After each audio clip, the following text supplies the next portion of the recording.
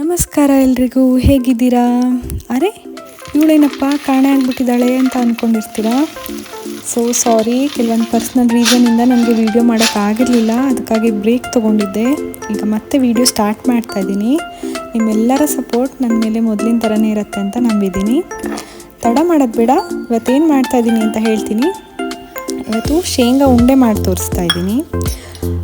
Very easy ಮತ್ತು healthy ಕೂಡ. ಹೇಗೆ ಮಾಡೋದಂತ ನೋಡೋಣ. 2 ಕಪ್ ಶೇಂಗಾ ತೊಗೊಳ್ಳಿ. ಅದನ್ನು ಚೆನ್ನಾಗಿ ಫ್ರೈ ಮಾಡಿಕೊಂಡು ಸಿಪ್ಪೆ ತೆಗೆದಿಟ್ಕೊಳ್ಳಿ. ಅದಕ್ಕೆ ಅರ್ಧ ಕಪ್ ಆಗುವಷ್ಟು ಗಸಗಸೆ, ಅರ್ಧ ಕಪ್ ಆಗುವಷ್ಟು ಎಳ್ಳು, ಹಾಗೆ ಒಂದು 4 ಲವಂಗ ಹಾಕಿ ಅದನ್ನು ಫ್ರೈ ಮಾಡಿ. ಅದೆಲ್ಲ ತಣದ ಮೇಲೆ ಅದನ್ನ ಮಿಕ್ಸಿಗೆ ಹಾಕಿ ತರ್ತರಿಯಾಗಿ ಪೌಡ್ರ್ ಮಾಡಿ ಇಟ್ಕೊಳ್ಳಿ.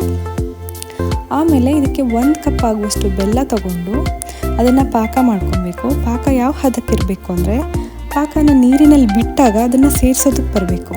ಆ ಹದಕ್ಕೆ ಬಂದ ತಕ್ಷಣ ನೀವು ಪೌಡರ್ ಮಾಡಿ ಏನು ಇಟ್ಕೊಂಡಿರ್ತೀರಲ್ಲ ಅದನ್ನು ಬೆಲ್ಲಕ್ಕೆ ಹಾಕಿ ಚೆನ್ನಾಗಿ ಮಿಕ್ಸ್ ಮಾಡಿ. ಅದು ಬಾಣಲೆ ಬಿಟ್ಟು ಬರಬೇಕು, ಆ ಥರ ಮಿಕ್ಸ್ ಮಾಡಿ ಆದಮೇಲೆ ಒಲೆ ಆಫ್ ಮಾಡಿ ಒಂದು ಸ್ವಲ್ಪ ಹೊತ್ತು ತಣ್ಣಗಾಗಕ್ಕೆ ಬಿಡಿ. ಪೂರ್ತಿ ತಣ್ಣಗೆ ಮಾಡಬೇಡಿ, ಸ್ವಲ್ಪ ಬೆಚ್ಚಗಿರುವಾಗಲೇ ಅದನ್ನು ಉಂಡೆ ಕಟ್ಟಿ. ತಣ್ಣಗಾದರೆ ಆಮೇಲೆ ಉಂಡೆ ಕಟ್ಟೋದಕ್ಕೆ ಬರಲ್ಲ. ಸೊ ಬೆಚ್ಚಗಿರುವಾಗಲೇ ಉಂಡೆ ಕಟ್ಟಿ ಇಟ್ಕೊಂಡ್ರೆ ಆಯಿತು. ಇಷ್ಟೇ ಸಿಂಪಲ್, ಶೇಂಗಾ ಉಂಡೆ ರೆಡಿ ಆಯಿತು. ತುಂಬ ಹೆಲ್ದಿ, ತುಂಬ ಟೇಸ್ಟಿ, ಹಾಗೆ ಚಿಕ್ಕವರಿಂದ ಹಿಡಿದು ದೊಡ್ಡವ್ರವರೆಗೂ ಎಲ್ಲರೂ ತಿನ್ಬೋದು. ತುಂಬ ರುಚಿಯಾಗಿರುತ್ತೆ. ಒಮ್ಮೆ ಟ್ರೈ ಮಾಡಿ ಮತ್ತು ಹೇಗಿತ್ತು ಅಂತ ಕಮೆಂಟ್ ಬಾಕ್ಸಲ್ಲಿ ನನಗೆ ತಿಳಿಸಿ.